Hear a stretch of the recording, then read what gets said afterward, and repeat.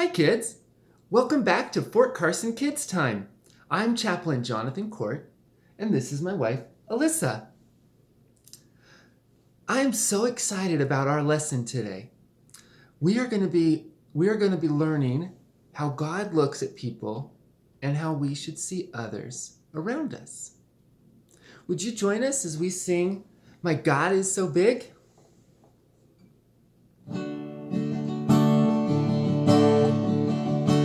My God is so big, so strong and so mighty, there's nothing my God cannot do for you. My God is so big, so strong and so mighty, there's nothing my God cannot do for you.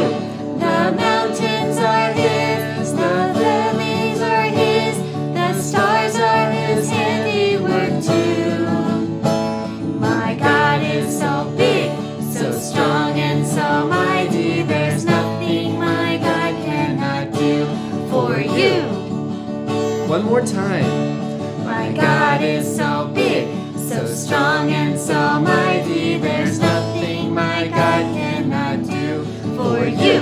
My God is so big, so strong and so mighty, there's nothing my God cannot do for you.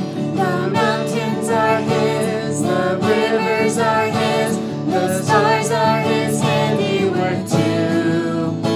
My God is so big, so strong and so mighty, there's nothing my God cannot do for you. Great job! So our Bible verse for today comes from the Old Testament, and it's 1 Samuel 16, verse 7. And this is how it goes. People look on the outward appearance, but God looks at the heart. That's it. That's the verse for this week. Say it again. All right. 1 Samuel 16, 7. People look on the outward appearance, but God looks at the heart. All right, let's do it again. So 1 Samuel 16, 7. People look at the outward appearance, but God looks at the heart. All right, can we do it one more time? Make sure. Okay. 1 Samuel 16, 7. People look at the outward appearance, but God looks at the heart. And that comes right from the story that we are going to learn today. Now, before we go into the story, you have to do a little bit of background. There was a country called Israel. There is a country called Israel. And way long time ago in the Old Testament, they wanted a king. So God gave them a king named Saul. This king looked like someone you would want to be a king. He was said that he was the tallest man in the whole nation, head and shoulders above all the other people in Israel. He was strong. He was ready. He was able to be at war, and people were excited to have him as king because he looked just like what you would want for a king. On the outside, he looked like a perfect king, a perfect person to lead the country. But God knew what was on the inside, what was really his true heart. And he started out okay and listening to God, but it quickly turned into him doing what he wanted for the country instead of wanting what God wanted for the country. So God told Samuel, which was a prophet at that time, that he was going to get ready a new king. And he wanted Samuel to go find this new king. And Samuel was going to anoint this new king, saying, "You are going to be the next king," when God says. So God told Samuel, "Go to this man named Jesse. Go to his house and go find one of his sons is going to be the king." So Samuel said, "All right, I'll go." So he went over to Jesse's house and he said, "Jesse, I want you to bring out all of your sons, and I will be told by God who's going to be the king. So Jesse does that. He brings out his sons, lines them up from oldest and on down. And he had a lot of sons. So Samuel goes up to the first son and he looks at this. And inside he says to himself, oh man, this must be the king that God wants. Look at this guy. He is super strong. He looks great. It looks like he can lead the country very well. And God said, Samuel, no, he is not the one that I want to be king. He maybe on the outside looks like he's ready, but God looks at the heart. And that's what he told Samuel and said, no, that's not king. So then the second son, he goes down the line and he goes to the second son. And the second son, again, looks like very strong, very tall, ready to fight for the country. And God said, nope, that's not the king. That's not the one that I want to be king. Samuel's like, okay, well, there's lots of other sons of Jesse, so let's keep going on. And they go on one by one, all the way down the line. And God just kept saying, no, none of these are the one I would like to be king. And so Samuel said, what is going on? We're out of people. We're out of sons. Jesse, do you have any other sons? And Jesse says, oh yeah, I have one more, but he's a shepherd. He's off tending the sheep, and he's the littlest one. I guess I'll go get him if that's who you want.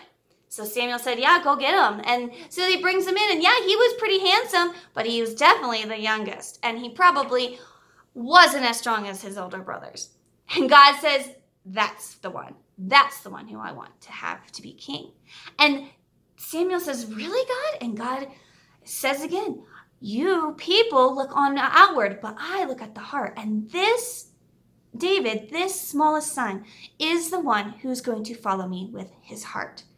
And I just love this story so much because it reminds us that we shouldn't look at what other people look like on the outside, but we need to get to know them to really know what their heart is like. And if their heart is one who wants to be kind and pleasing to God. And that's what we can learn from this story, is that we should be like God.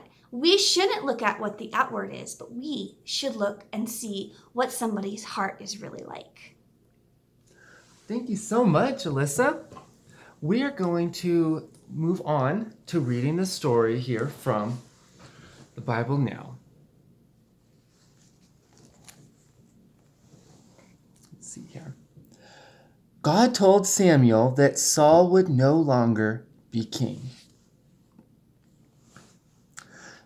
So God sent Samuel to Jesse's house.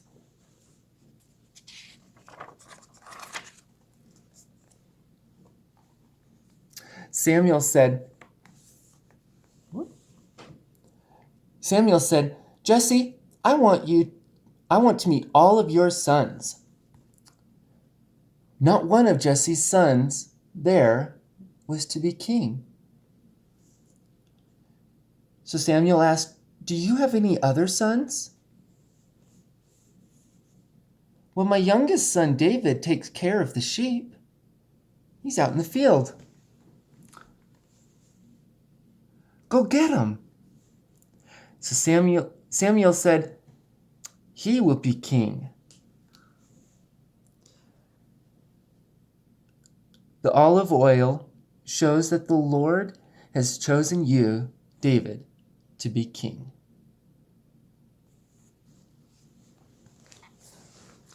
Wow, isn't that a special story? Well, I have a few questions for you. The first question is, who did Samuel think God was going to choose to be king? Who did Samuel think God was going to choose to be king? Yeah, Samuel thought God was going to choose the oldest, because the oldest looked like he was the most kingly. He looked the best. He looked the strongest. He looked like he was going to be the best leader for Israel.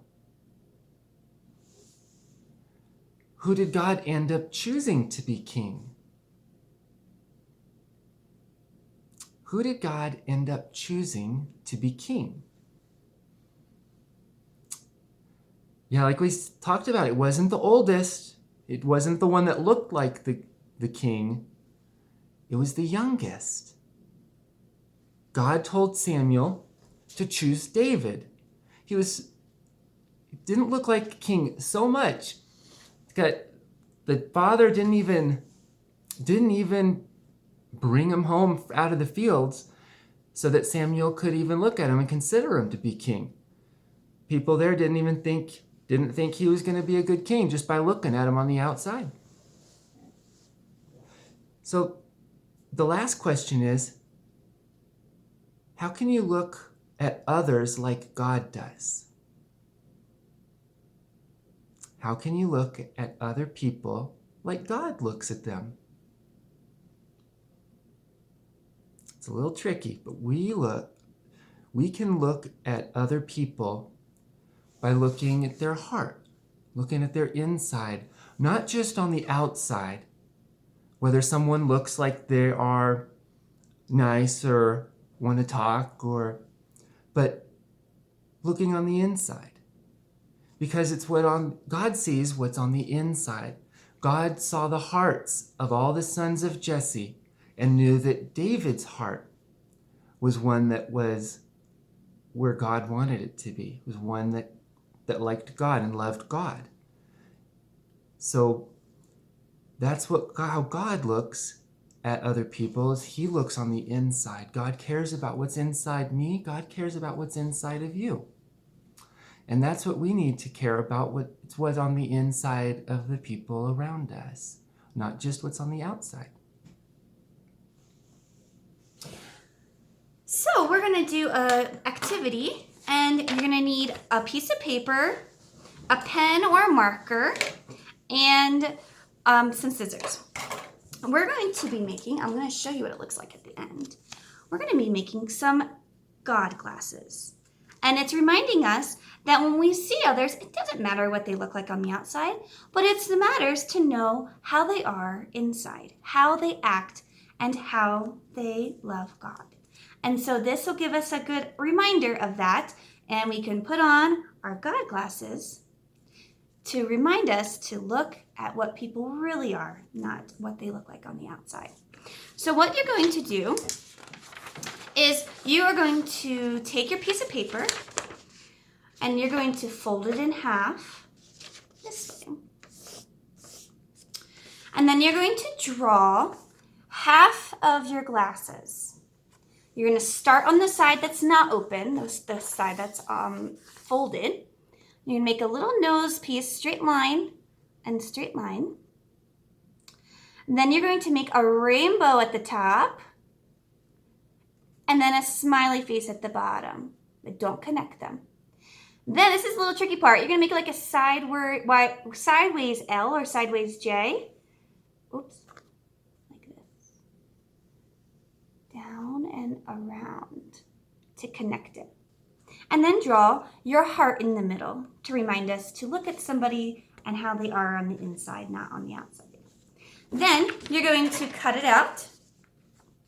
Cut all the way around. Make sure you keep it together all the way around. And when you're done, you open it up. It'll be like this. And you open it up and you have your glasses. And then you can draw another heart on the other side. And that's our God glasses.